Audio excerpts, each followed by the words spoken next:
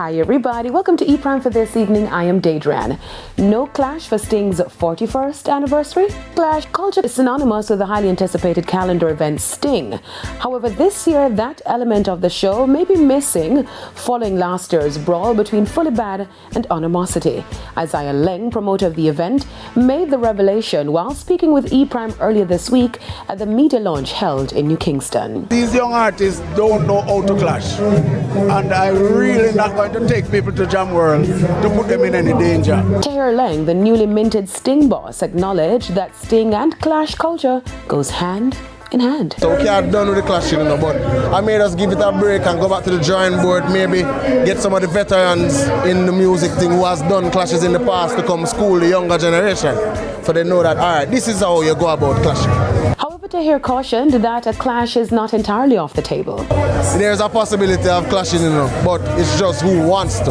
We are always open for a good clash, for once it's lyrical, we're open for a good clash, but I can't bother with the whole animosity of things. You get me? The whole eruption and everything, I can't bother with that. Meanwhile, in response to the public critique that the event has lost its hardcore dancehall feel, Isaiah Leng expressed the need for Sting to fit the current social climate. If you heard Tahir in his speech, he said he wanted to tame the show, soften it.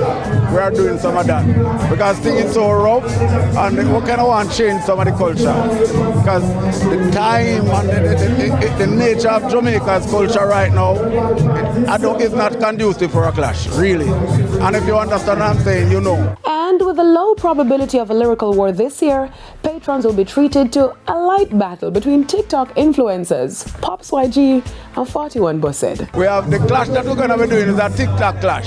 That is a fun clash.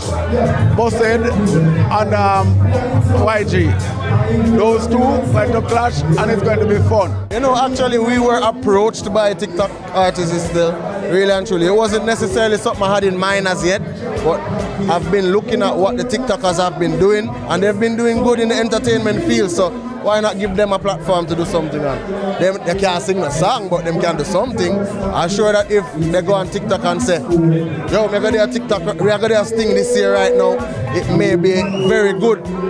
Maybe a good turnout for them because they've been pulling some strength from the other day. Now, on the international scene, the movie studio that produced Wicked is denying rumors its two biggest stars, Ariana Grande and Cynthia Erivo, were paid differently. Universal Studios says the actresses received the same pay.